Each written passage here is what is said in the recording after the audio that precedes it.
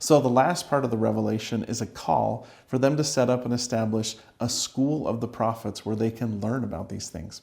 This is the very, very first and earliest reference concretely, which starts to talk about the ordinances that will eventually be received in the temple.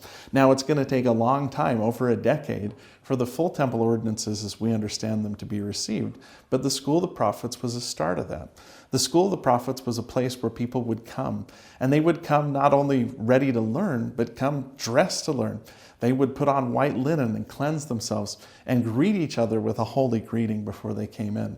And they would spend time in that place sitting down and learning. So think of a place where you go today, where you change your clothes, where you make sure that you're dressed nicely, and you go in specifically to learn, where everybody greets you in a sacred and a holy way.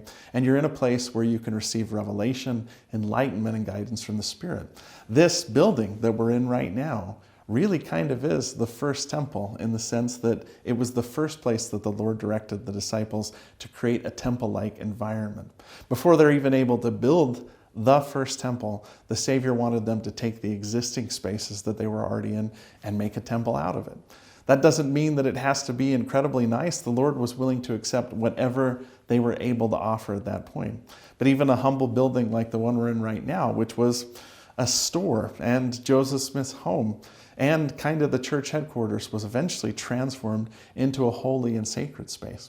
Ordinances were performed here where people had their feet washed and where they entered into covenants, and they saw and recognized the goodness and the holiness around them. And most importantly, this was a space that once they had sanctified and cleansed themselves, the Savior could appear in, and the Savior could teach them the higher truths of eternity.